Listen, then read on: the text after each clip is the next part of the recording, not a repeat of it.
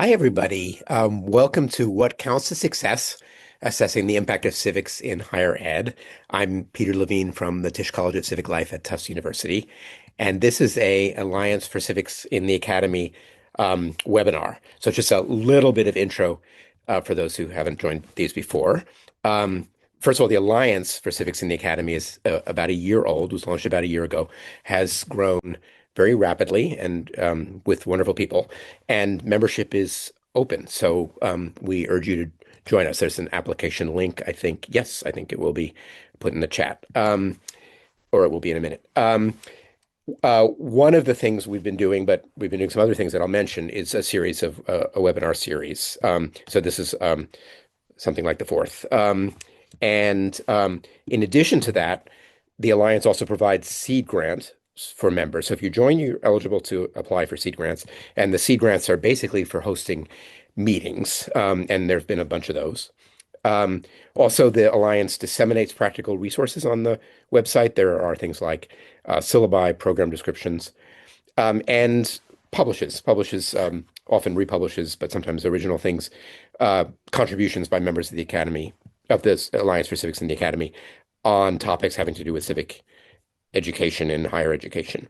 It's a diverse community. We really tried to build it that way and recruit that way. There's a lot of different approaches to civic education, a lot of different philosophical views, political views, and it's meant to be a robust place for this kind of conversation, including on these webinars. You can, especially if you join, you can send us your own resources, syllabi, and commentary, and you can do so through the website, or you can also email hoover-aca@stanford.edu. The next webinar, write it down right now, is on March 4th, also at noon Eastern, 9 Pacific. It's about how universities can strengthen civic education in K-12 schools. So it's about the nexus between higher education and K-12. And the wonderful panel is Jennifer McNabb, Joshua Dutton, Mira Levinson, and Jenna Story. An excellent panel. Today, though, the conversation, actually, it's not completely distinct from that, but it's a little different. It's about measurement, assessment, and those things. And we have a all-star panel, I think. These are also my friends, so hi to you. I just want to introduce them, and then we'll jump into the conversation. So in, I guess, let's say in alphabetical order, Joe Kahne is the Dutton Presidential Professor for Education Policy and Politics at UC Riverside, and director of the Civic Engagement Research Group, which is a very influential and prolific organization. Joe chaired the MacArthur Foundation's Youth and Participatory Politics Network, and was on the American Academy of Arts and Sciences Commission on the Practice of Democratic Citizenship, which has really laid a roadmap that a lot of us look to for how to recover American democracy. He's a member of the National Academy. He's and a fellow of the American Education Research Association. I wanted to mention that just because it's relevant to our conversation today, Joe's 2004 article with Joel Westheimer called "What Kind of Citizen" includes measurement models for different kinds of citizenship. And so it's a foundational text. It's been cited nearly 5,000 times in subsequent literature, and it's very widely taught.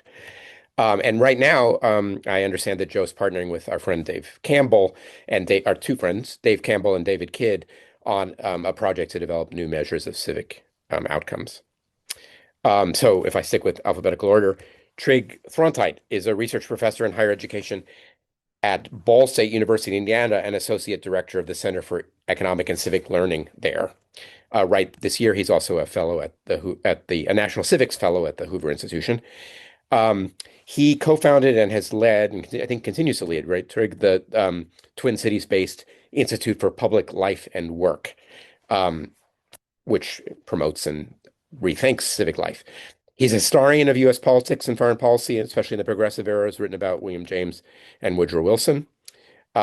He used to be, for 8 years, the editor of The Good Society, which I just got my latest edition of. This is the Journal of Civic Studies. And it has focused the past 5 years on developing and expanding what's called third way civics, mostly in the state of Indiana, but beyond. And he can talk about that in a few minutes. And then Rachel Wahl is associate professor of education at University of Virginia. Her website, I thought, captured this nicely. She examines how ideas and ideals spread through education and advocacy, particularly in regard to state and civil society efforts to influence each other, which is a really nice framing for what we're talking about today, because how we measure something is a way that we try to spread ideas and ideals through society.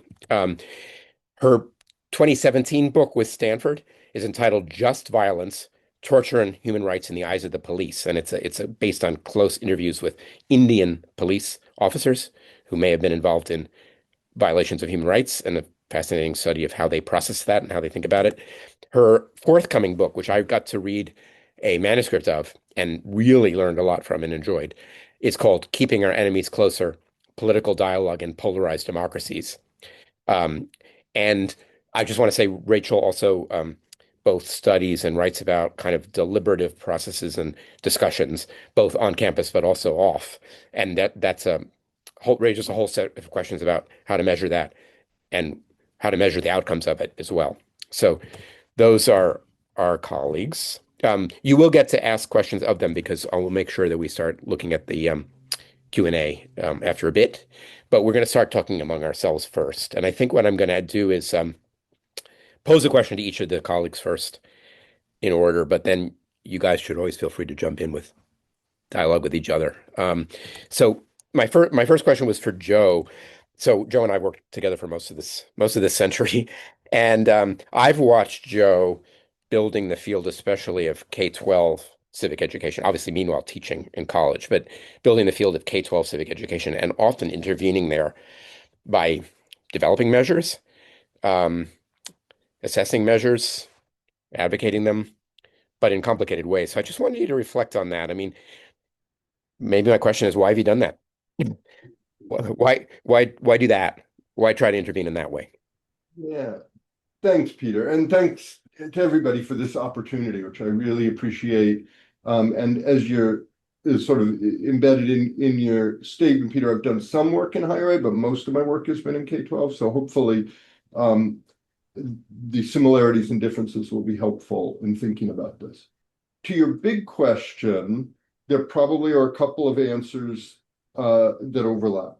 So one of them is that, in a sort of simple way, I buy into Enlightenment logic. Like, you should study and see what the impacts are, and you should be informed by what you learn, and rationality, should play a role, and evidence should play a role in all of that. And in K-12, that's important because both funding in civics has been so slim, and funding for research in civics has been so slim, that there often isn't that much empirical evidence about the impacts of things.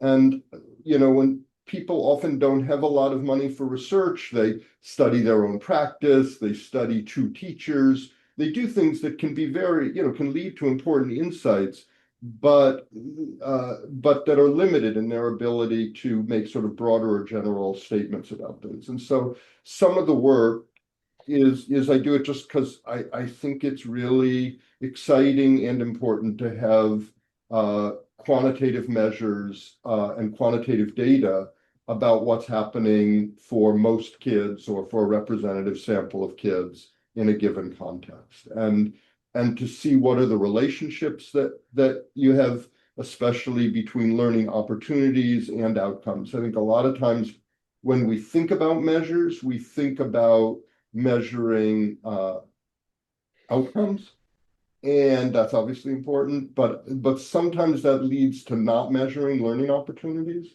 And learning opportunities are the thing we actually have more control over.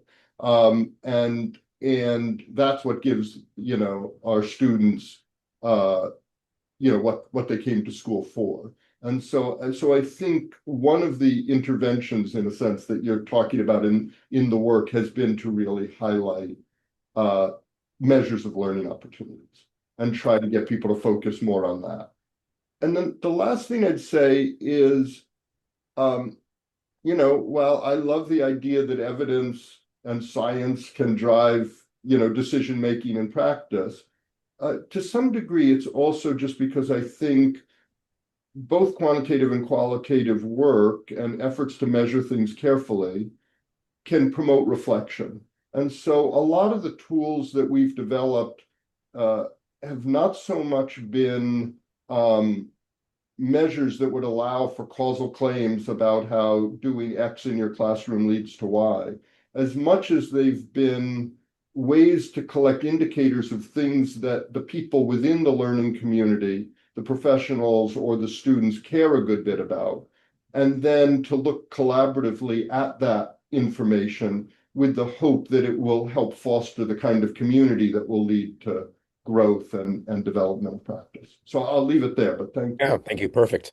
And we'll come back. In particular, we'll make sure that we address the limitations of what you called the Enlightenment kind of paradigm, because I know all of us see both needs to think that way and also limitations. So we'll talk about that. Trig, I mentioned third way civics, but I just named it. I didn't try to define it or let alone justify it. Do you want to take a minute to talk about third way civics and maybe a little bit about the role that measurement is already playing in it? But I think also people should just hear about third way civics. Yeah, thank you. And and thanks everyone for joining us. Yes, Third Way Civics or 3WC is a shorthand I use and others use.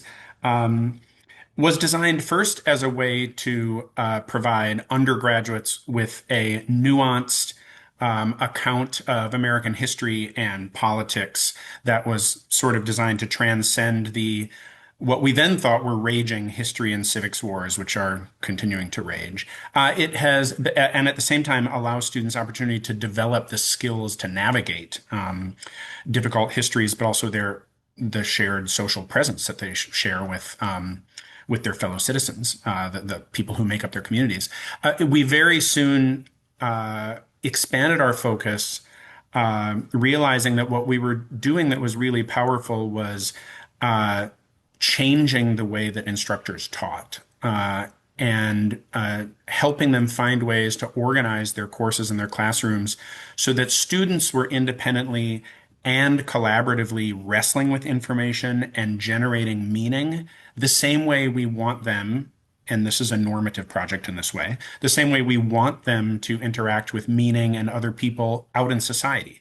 So really habituating them, developing the character and just the habits of learning and then acting on learning in a particular way that is not that is not solely collective. It takes independent inquiry and reflection, but always takes those next steps of collaborative inquiry and negotiation across differences and developing, Peter, what you might call a grasp of the facts and the values and the strategies that might be possible for you and your peers to come to some common way forward when it comes to understanding an issue or taking action.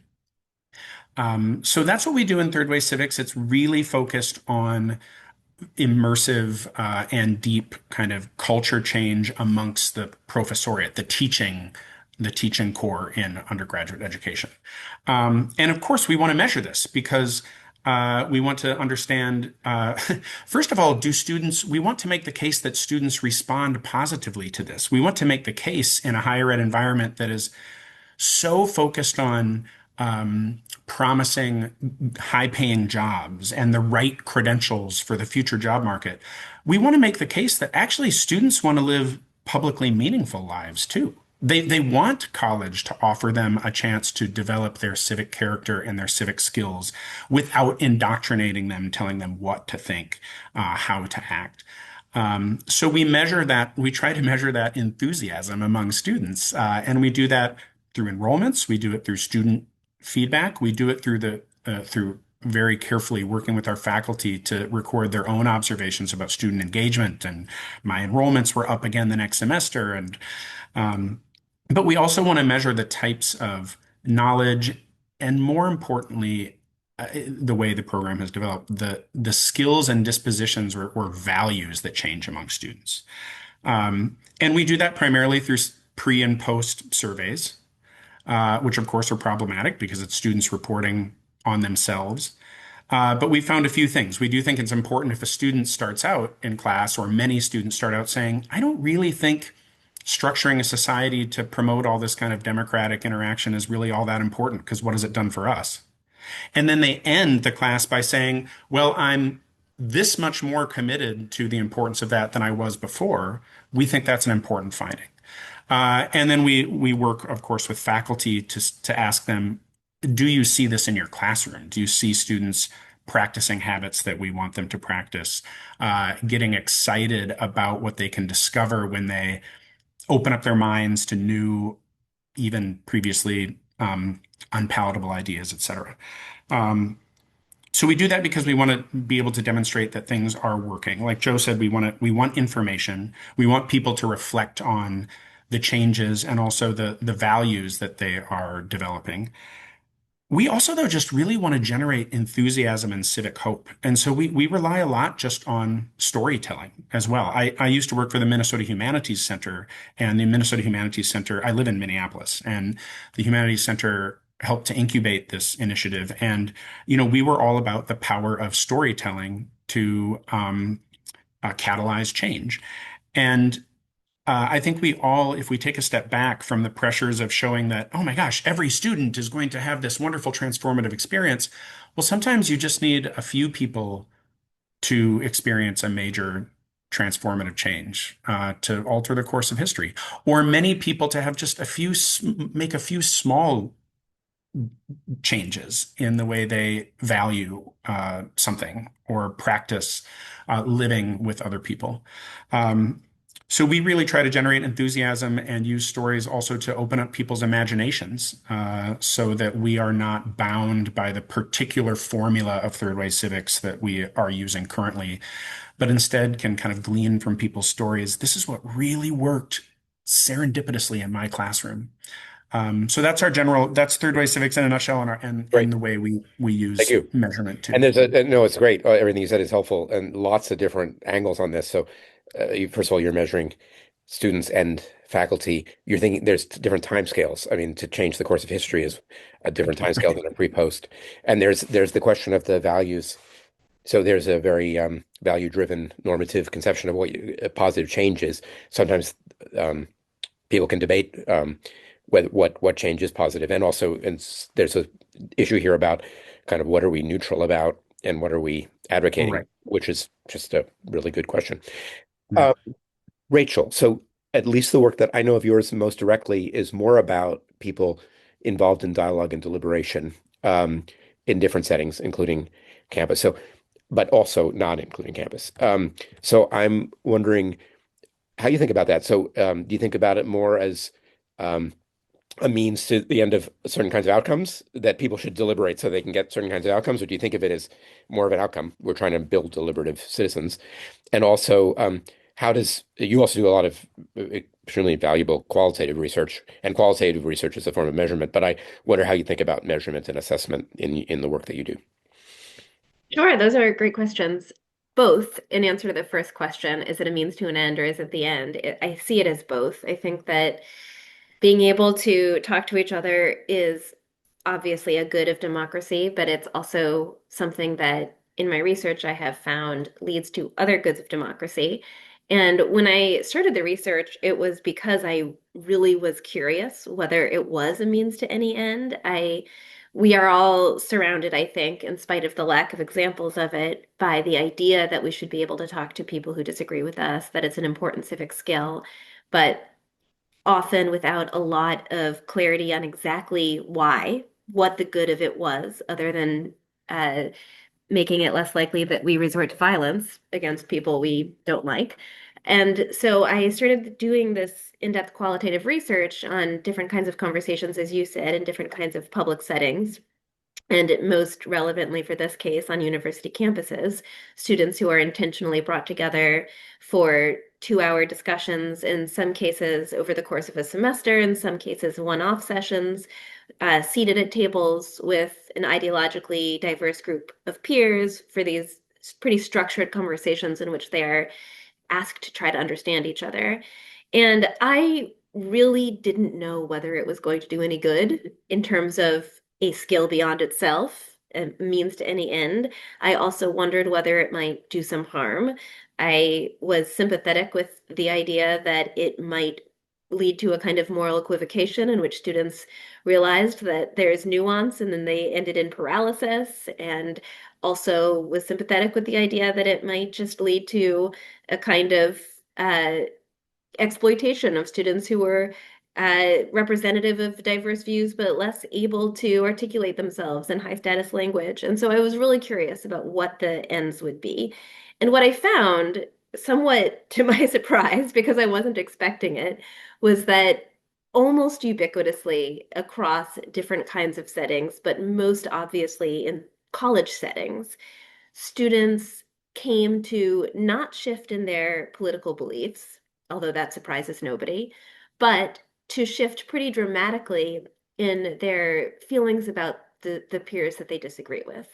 That students did, in a pretty significant way, come to see the people they disagree with as morally recognizable, as somebody whose motivations were relatable, even if not persuasive.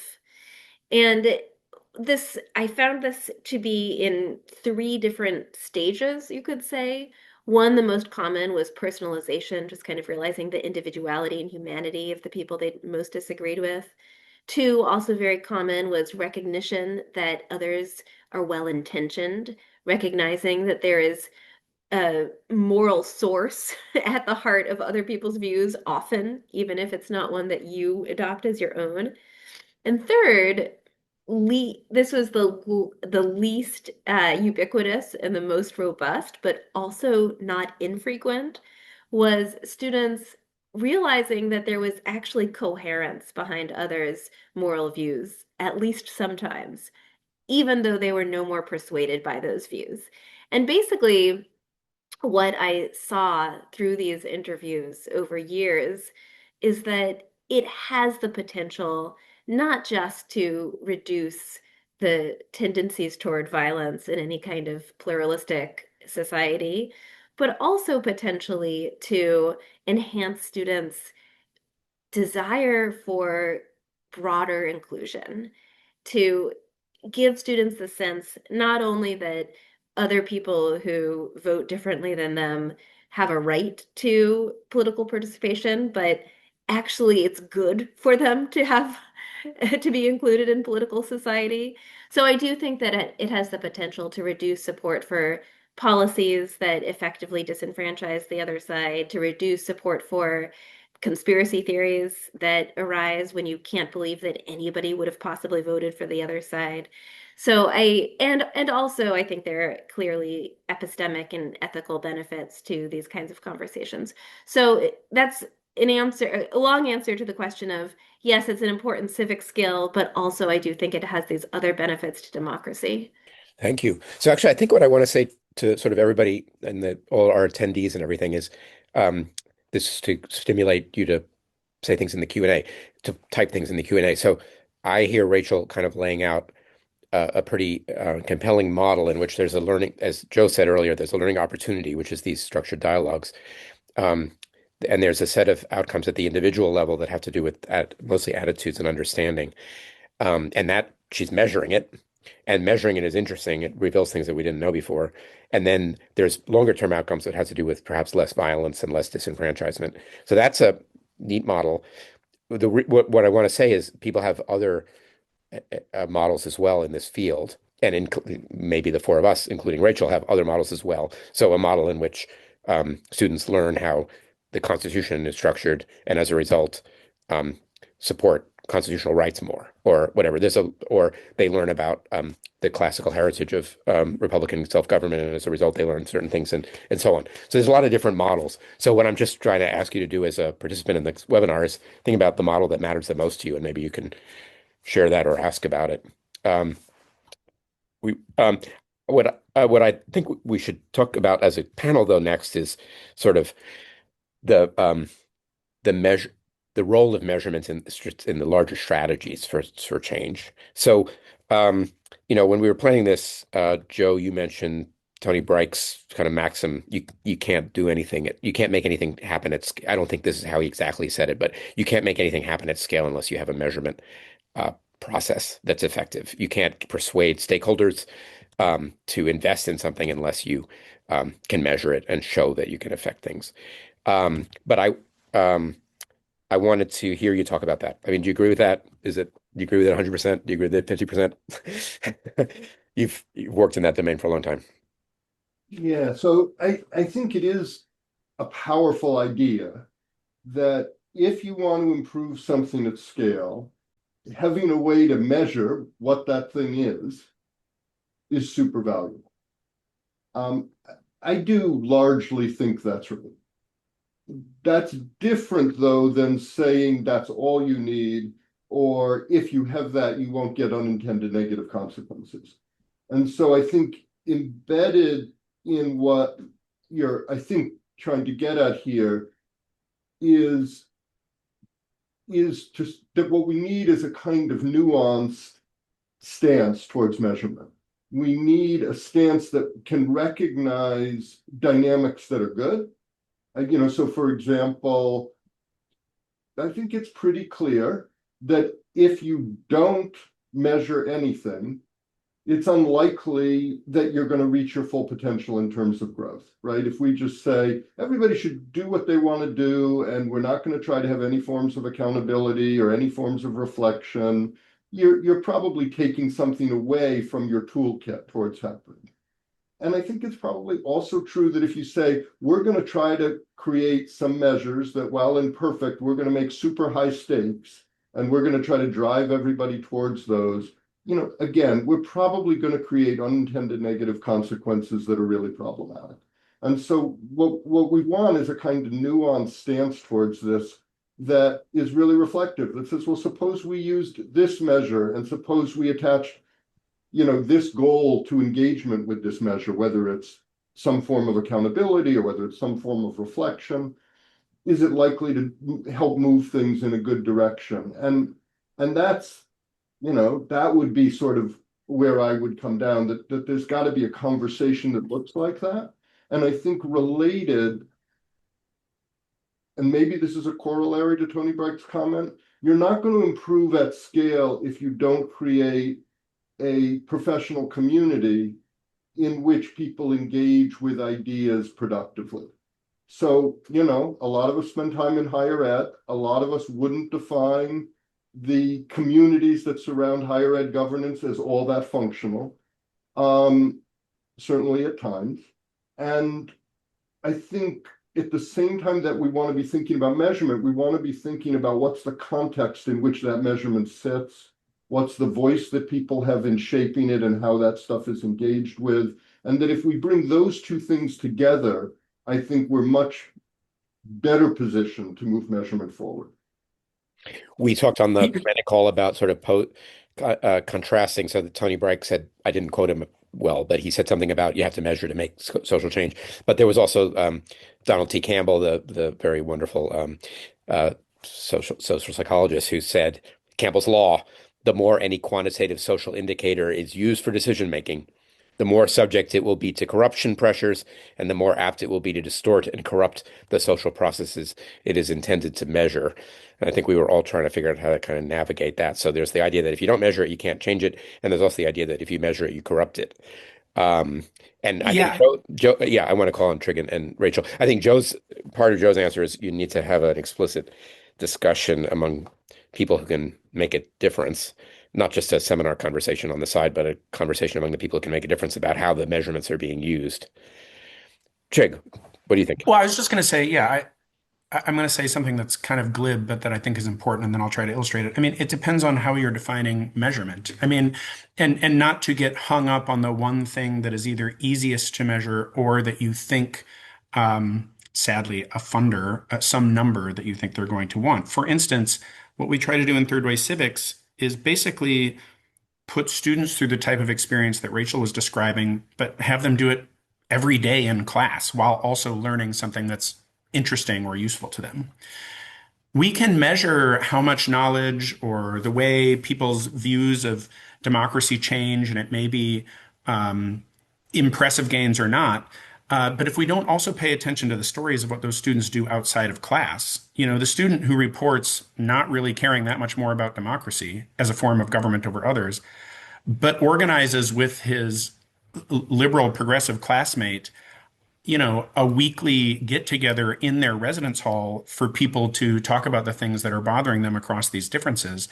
That to me is a much more important measure or outcome, evidence of some kind of outcome than, of all those students who are gathering, to what degree did they change in their reported, habit of checking multiple news sources or something like that. So I think the danger of fetishizing the measurement is what you have to avoid without throwing measurements out of the window entirely.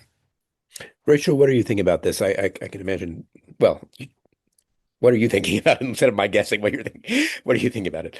Sure, I have my own methodological biases as a qualitative researcher where I can't imagine understanding these particular processes without long probing conversations with students, although, again, that's just my own methodological bias. But when I set out to understand what was happening for students, I really did not want to measure predetermined outcomes. I didn't want to measure whether a particular, whether they were more civically engaged or whether they were more, positive about that partisan outgroup. I really wanted to start from scratch and understand what the meaning is for students. And I still do the interviews in this way, even though I now have a sense of what outcomes are happening. I still, in my current research, conduct my interviews as if I am starting from scratch again, because I'm really trying to understand for the individual students how they're constructing meaning of the experience and how they're translating it, if at all, into their lives. And so, it's time intensive and it's small n. It's not at scale. I interview maybe 50 students for each wave of interviews. But it's really trying to understand on an individual level what the meaning is and how it's operating in their lives. So it's, yeah. How do you navigate uh, the question of values and ideals in your work? I mean, I don't know the answer. I don't know what you're going to say, but I'm super interested in your answer because I mean, among other things, you're very well known for having sat down with police officers who are involved in torture and hearing their perspective on it. So one read would, which I don't think is the right read, would be that you're value free. You're just listen. What your job is to tell us what they say, and that's it. You're a scientist. I don't think that's right though. So how do you navigate that? Yeah, I mean, that's a great question. I think a lot about how being a researcher is very similar to being a dialogue facilitator in the Uh-huh. sense that in both instances you might have deep commitments and yet revealing them would undermine what you're trying to accomplish.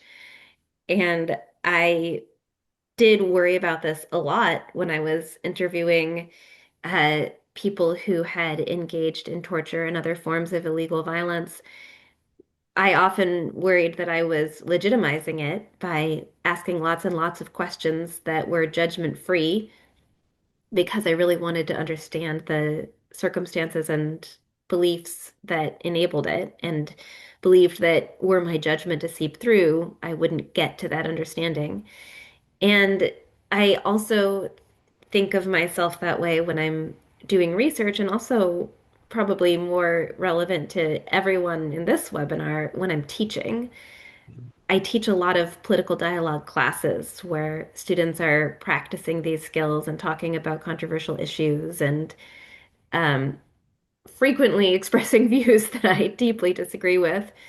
But my sense, although I don't think this is obvious or inevitable, is that the more curiosity I give to students and to people with whom I disagree, the more curiosity they give to their own views and their own Mm. assumptions, and the less defensive they become. And that the more, particularly from a position of an educator who occupies an authority position, the more I seem to be condemning, the more students or really any person will button up, defend themselves, or pretend to think differently and not reflect at all on their own beliefs. So, And reflecting on their own beliefs might be the core ideal here, right? yeah, so one thing I found in the research is that although most students don't change their minds about the actual political views they hold, those students who did change their minds did it in part because they felt like students were asking them questions born of curiosity. They started to ask themselves those questions rather than feeling like they had to defend themselves. And curiosity might be a virtue you're going after. Yeah. We could keep talking in that path, but I think I want to also take us into a different one, which is there's this question floating here about whether you can do something with relatively concrete quantitative measures at scale to make a difference. Um, and so actually, Joe, did you want to talk about the Chicago schools example, about how Chicago schools use, I think it's still going on, civic indicators to improve Yeah, so K-12 studies? Yeah. give sort of two examples, and I think the risk of Yes, good. examples is that people then imagine, oh, those are the ways to do it, and really, there are a multiplicity of ways to do things that obviously move us towards some goals, and so you really, it's not a, there's not, I don't want to imply that this is the way to do something. I'll start with a sort of small example that also speaks to something someone put in the chat where they were asking about authoritarian governance. So in the Chicago Public Schools, they've for the past more than 10 years now had a huge commitment, at least at the district level, to what they call student voice. So there's student voice committees at all high schools and at most elementary schools. Basically structures that are designed to make sure that young people can share their views on the operation of the school. I think it won't be a surprise that many people worry that student voice is often a performative commitment and not a super substantive commitment, and that it's hard to really reflect on how well is this working when you're talking about a system with literally hundreds of thousands of kids across many hundreds of schools. You can find lots of examples that are really compelling, but you wonder, so how is it going and how does it relate to stuff? So we worked with a group of stakeholders within the system to come up with two questions that we could put on a survey. And they're relatively simple questions. To Rachel's point, they don't get us into a lot of the depth that we'd like in terms of fully understanding this, but we thought they were helpful. One was just when students in class express a concern, the teacher is responsive. And the second question was, when students in the school express a concern, the school leadership is responsive. And literally, it's not that we know, well, if on a 5-point Likert scale, the answer is 4.1, the average answer is 4.1, then we know something particular.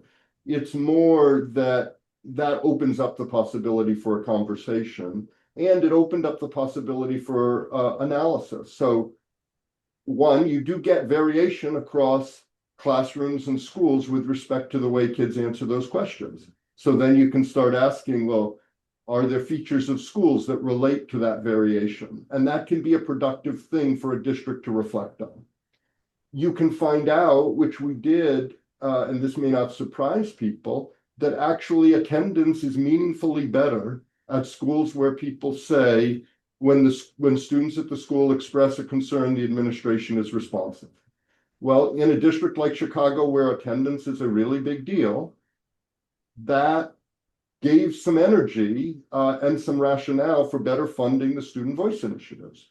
So I don't want to argue that it's the end of the discussion, but there are ways in which that kind of an indicator can be useful in the context of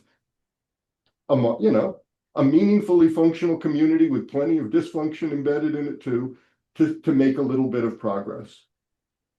A related kind of agenda, which I guess I might call low stakes assessment, is that the district gives schools, I think it's 19, it may have changed at this point, different goals that they can pick from.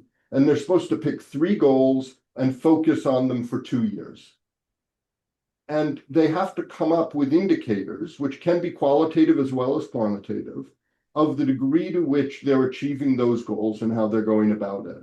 And so they basically create a development plan for 2 years to reflect on 3 goals that they pick out of a list of, I think it's 19. Civics was one of the goals that a district could pick.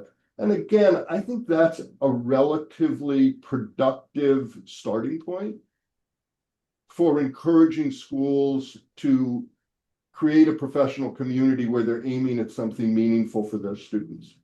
I wouldn't say it's the only thing you need to do in school governance, but it's not, I think it's probably a productive thing to do as a part of a school governance game plan.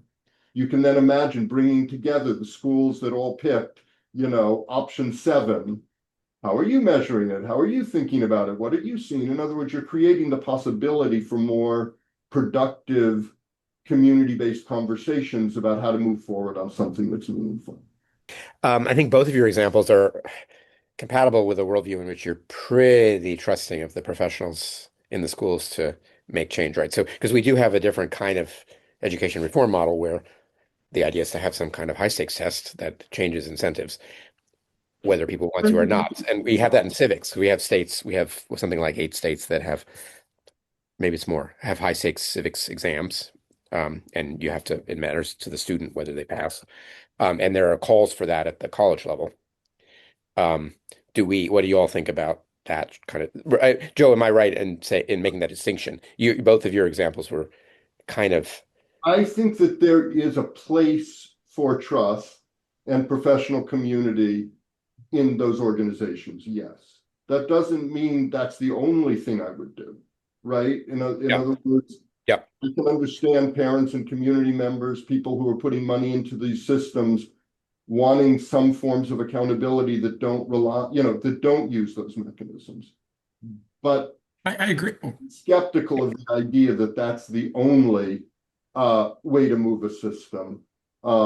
Just as I would be skeptical of the idea that you shouldn't have any other forms of accountability beyond ones that rely, as you say, on trust. yep.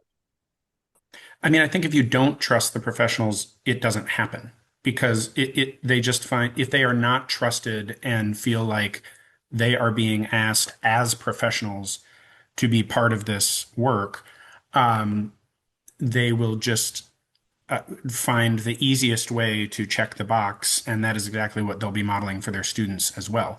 It doesn't mean that you don't monitor or don't invest in particular training for these professionals to help them do something that they have not perhaps been socialized or ever trained to do. But I really think if you can't find a way to both trust and hold the professionals accountable, which is a way, both of which are ways of saying your work is important and matters. You as a professional have value enough to be trusted, but also to be held accountable. I don't think you can just rely on a test or a series of activities that won't just become hoops and rote. But Rachel, I wanted to make sure you had a chance to weigh in on this question if you wanted to. No, I think they've covered Okay. it. Okay. Well, so we do have questions in the Q&A and more are welcome. I think two of the questions actually I was sort of staring at the questions. Two of the questions actually relate to the same issue, which is basically power. So there are powerful institutions such as state governments or boards of trustees in the case of universities, which have agendas. The governor of Florida and the state of New York are invoked in 2 different comments. By 2 different people who may not be on the same page, I don't know. But the question is, so deciding what to measure is also a way of deciding what to control and how to control it. But it's also a way for a democratic community to control the institutions that Joe just alluded to that. The people of Chicago might like to know how their schools are doing. So measurement is a method of control. It's also potentially a dangerous one. Um, one way to ask this question is the current moment, the last year or the last 10 years, changing your view of how to think about measurement?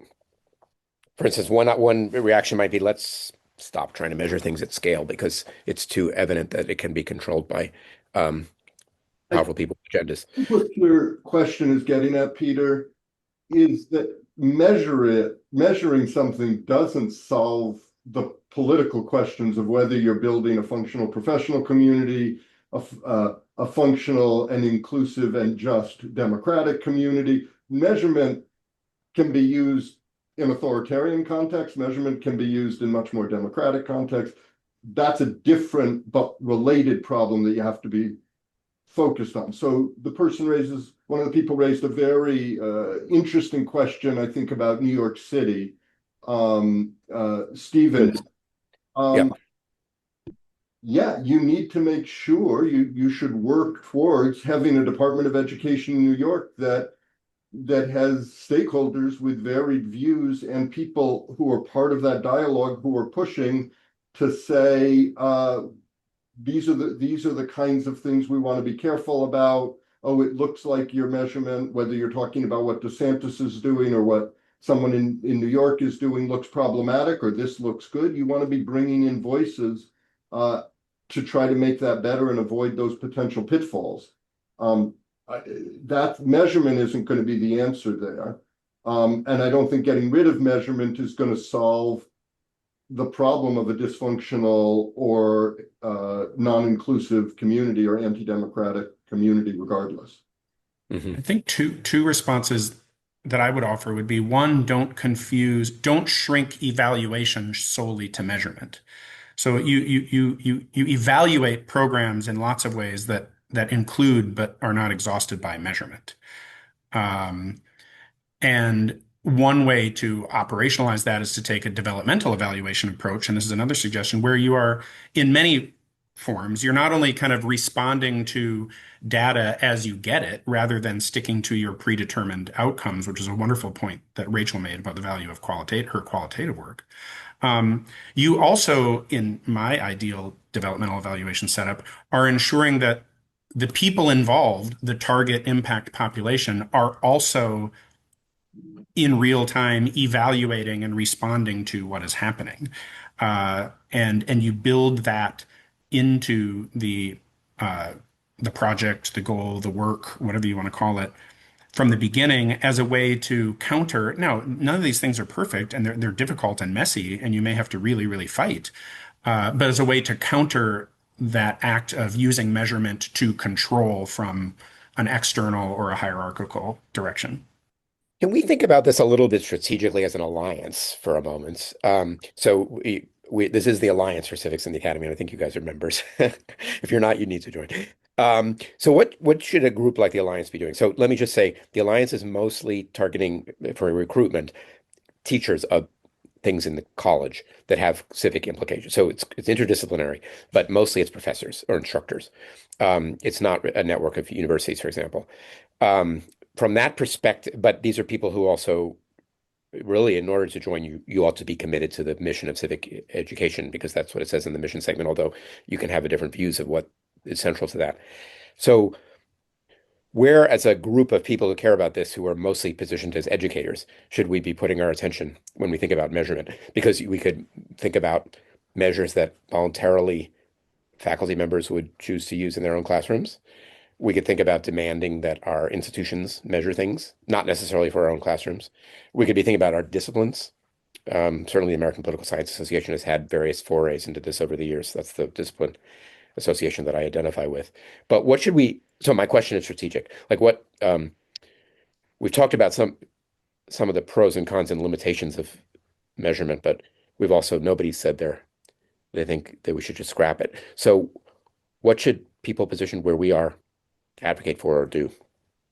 I think one of the most valuable things that we could do in that regard is sharing means of measurement, both the measures themselves and means of measurement. I think it is the case that many people working in this field are reinventing wheels in terms of trying to measure the not just the outcomes, but as I think Joe put it, the learning opportunities inherent in what they're doing, and making widely available the quantitative and qualitative measures that others are using to measure their civic work in higher ed, and sharing in an easily accessible way how they're using these measures and what they're learning from them, and having some kind of user-friendly inventory of what has been useful in measuring what kind of thing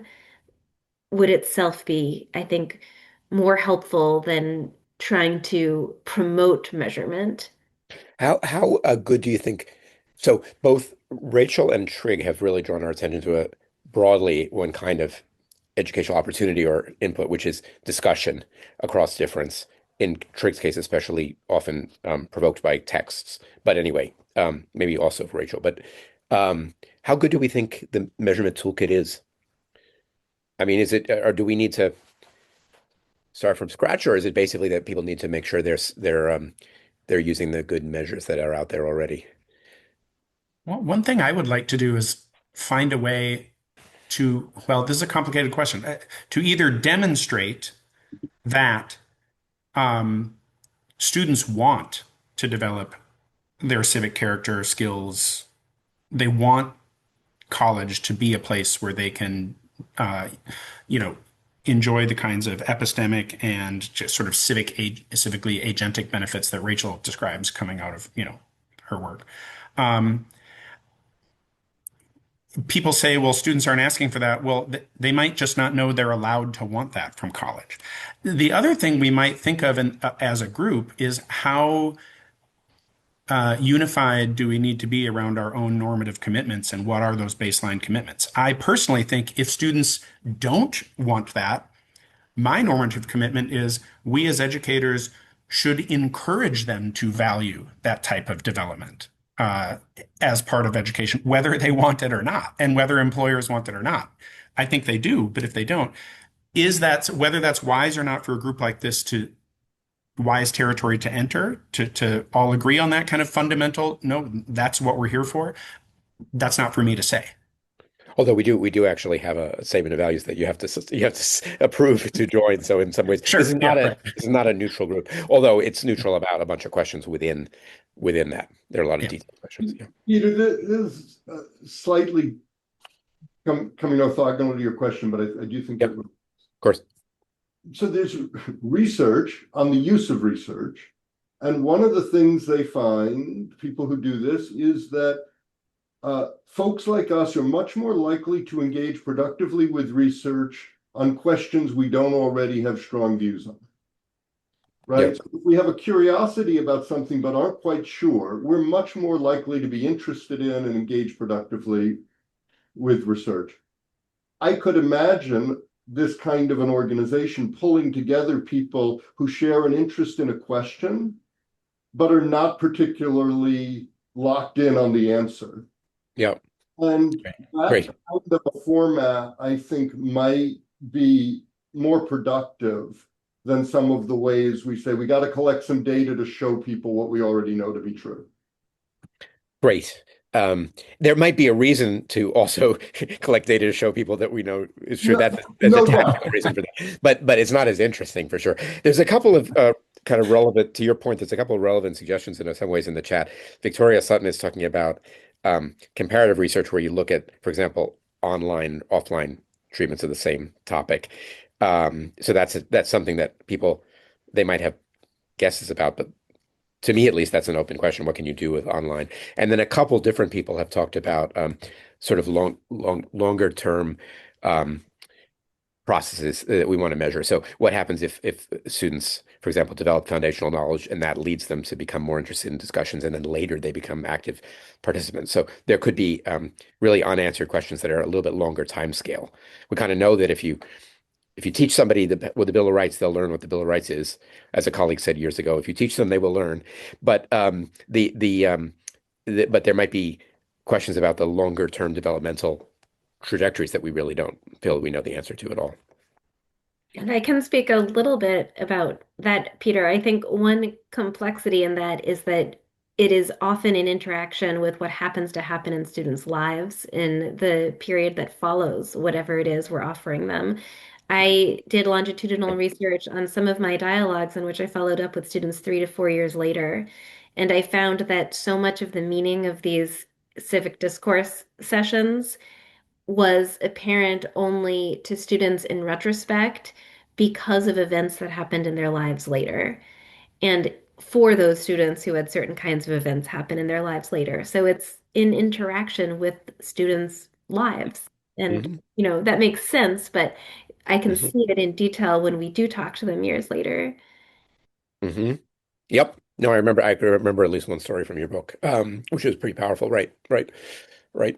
Um, and there's also a question about there's a question about accountability here. What are we asking individual faculty members to be responsible for? Not for the long-term effects on the students, if that's very interactive, but very dynamic. Um, just want to make sure we're hitting about a minute. I'm going to end this um, with some announcements. But do we get major issues here in the chat? There are s- there are some good there are some good suggestions, and I think we'll harvest those for actual activities for the Alliance.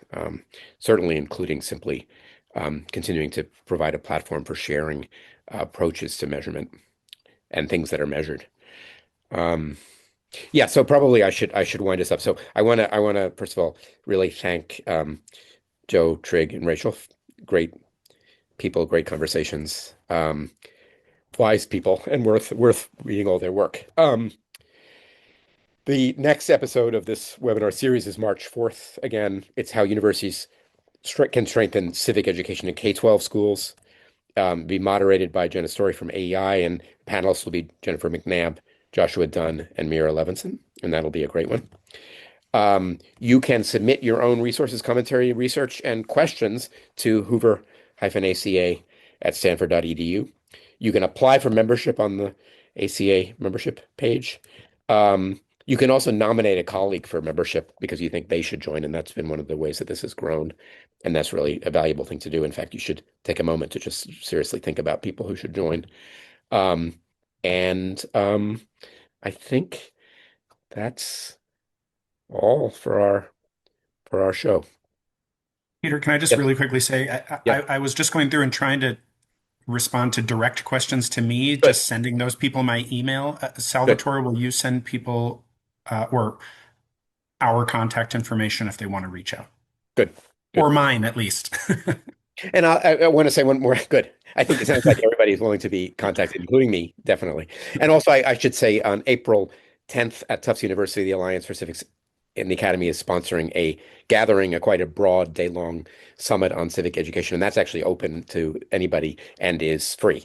So please kind of Google that, and you're very welcome to come. And I will make a pitch and say I think that's the going to be the broadest conversation about civics in higher education that I know of, because it's going to be bringing together people who do sort of community engaged work, people who do curricular work, and people who do research on democracy from research centers. And I think those are three major streams of work that haven't been too much in dialogue. And also, I'm just real excited by the people who are going to be speaking because they exemplify really exciting programs from across the country. And by April in Massachusetts, it might be possible to walk around, which it's not really now. So everybody should come to Tufts. And I think with that, we will wrap this webinar. Thanks, everybody, for joining us. Thank you. Thank you.